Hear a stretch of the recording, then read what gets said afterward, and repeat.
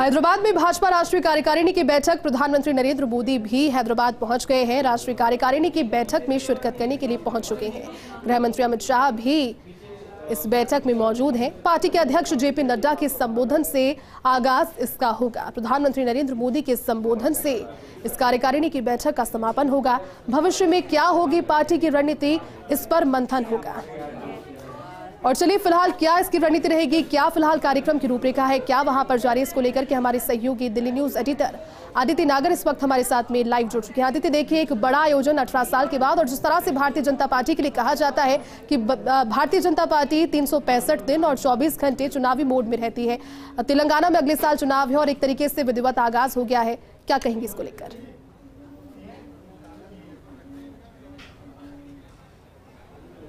बिल्कुल, सबसे पहले आपको बता दें कि आगाज हो चुका है कार्यकारिणी की बैठक का।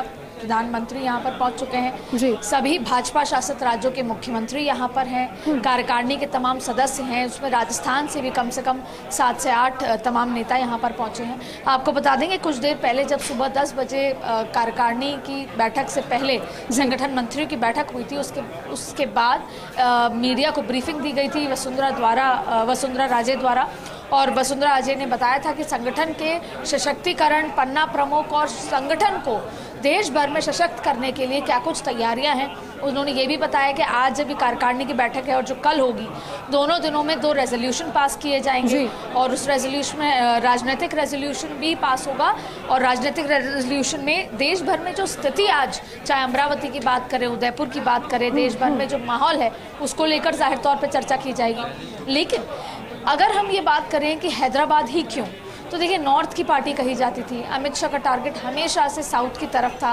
और जब हैदराबाद में जब चुनाव जीता गया था पार्षद वाला, तमाम वाला, उसके बाद से अगर पार्टी को लगता है कि तेलंगाना में बहुत ज़्यादा स्कोप है जहां पर चुनाव जीता जा सकता है, और ऐसे में अगले 1 साल बाद तेलंगाना में चुनाव है और केसीआर जिनको आज पहुंचना था प्रधानमंत्री को रिसीव करने के लिए, वो वहाँ नहीं पहुंचे थे। ऐसे में जिस तरह का रिफ्ट है वो नज़र आ रहा है। और वहीं 119 विधानसभाओं पे पिछले 2 दिनों में कांग्रेस और बीजेपी के तमाम जो सारे लोग हैं वो 2 दिन कार्यकर्ताओं के साथ बैठक, एक वर्कशॉप तक भी करके आए हैं। तो ऐसे में अगर इस पूरे कार्यकारिणी को समझा जाए, अगर हम बिंदुओं में बात करें, तो पहला कि क्योंकि ये कार्यकारिणी हैदराबाद में की जा रही है, तो जाहिर तौर पे आज वसुंधरा राजे ने प्रेस कॉन्फ्रेंस में ये भी कहा कि जिस भी राज्य में कार्यकारिणी होगी उस राज्य के राजनीतिक हालात पर भी एक चर्चा होगी और एक प्रेसर रिलीज होगा। तो जाहिर तौर पे तेलंगाना पे बहुत ज़्यादा फोकस है। आपको बता दें कि जब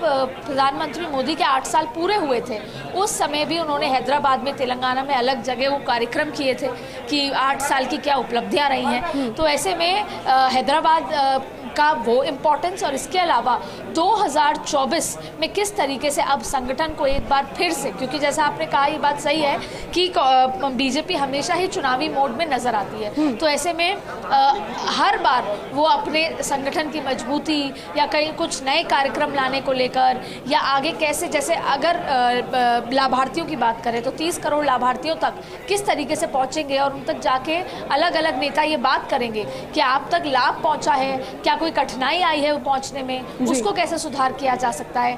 तो दरअसल होगा ये कि आप 30 करोड़ वोटरों तक मैन टू मैन मार्किंग करने की कोशिश कर रहे हो। वहीं एक तिरंगा, हर घर तिरंगे का जो अभियान चलाने की बात है, वहां पर कम से कम 20 करोड़ लोगों को आप टारगेट करने की कोशिश कर रहे हो।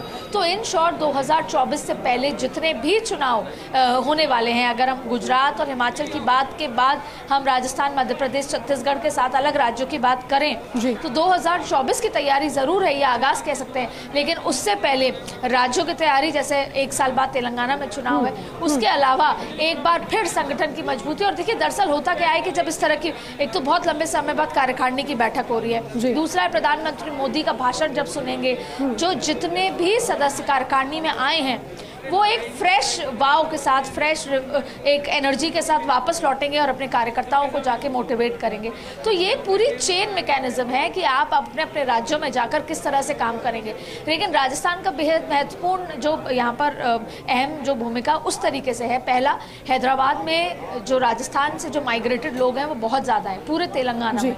तो राजस्थान के जो नेता हैं, चाहे वो फिर वसुंधरा राजे हों, माथुर हों, सतीश पूनिया हों, इन सबका आगामी 1 साल में जो तेलंगाना में जो रोल रहने वाला है वो बेहद महत्वपूर्ण है, क्योंकि राजस्थान से काफ़ी लोग यहाँ पर हैं। दूसरी बड़ी बात है कि अगले 1.5 साल में राजस्थान में भी चुनाव है और जिस तरह की स्थितियाँ राजस्थान में, चाहे फिर सरकार के साथ ले लो या अंदरूनी संगठन की स्थिति को ले लो, वो बेहद क्रिटिकल है और वहाँ पर भी ताजपोशी को लेकर, कुर्सी को लेकर, चेहरे को लेकर बहुत खींचतान है। तो कार्यकारिणी की बैठक ज़रूर है।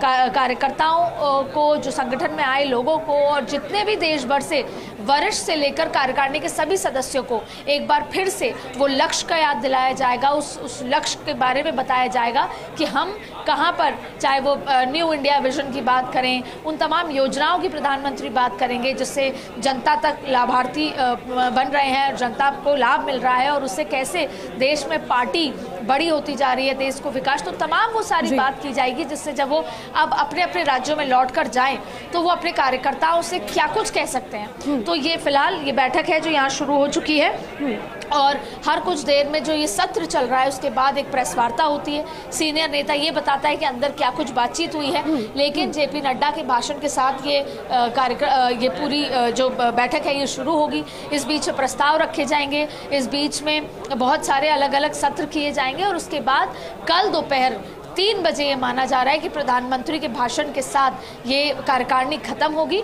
और उसके बाद 6:30 बजे प्रधानमंत्री मोदी की रैली होगी हैदराबाद में ही। तो ये तमाम पूरा कार्यक्रम है। फिलहाल आपको बता दें कि 4 बजे ये कार्यकारिणी की बैठक शुरू हो चुकी है। प्रधानमंत्री योगी आदित्यनाथ, अमित शाह, जेपी नड्डा और तमाम जो भाजपा शासित राज्यों के मुख्यमंत्री से लेकर कार्यकारिणी के तमाम सदस्य, और राजस्थान से राजेंद्र राठौड़, अर्जुन राम मेघवाल, गजेंद्र सिंह शेखावत, वसुंधरा राजे से लेकर वो तमाम लोग यहाँ पर पहुंच चुके हैं और कार्यकारिणी में मौजूद है। जी बिल्कुल आदित्य, और आपने ठीक कहा कि जिस तरह से इस कार्यकारिणी की बैठक में तमाम उन मुद्दों को समाहित किया गया है जिससे कोई कोर कसर ना छूट जाए। बात हम चाहे इलेक्शन से जुड़ी हुई करें या फिर पार्टी की अंदरूनी मजबूती से जुड़ी हुई, प्रस्ताव यहाँ पर तो पारित किए जाएंगे आदित्य, लेकिन कुछ नई नीतियों पर विस्तार को लेकर भी चर्चाएं हैं। कौन सी वो नई नीतियाँ होंगी जिस पर भारतीय जनता पार्टी की चर्चा रहेगी? चलिए दीदी, फिलहाल आप बहुत बहुत शुक्रिया तमाम जानकारी के लिए।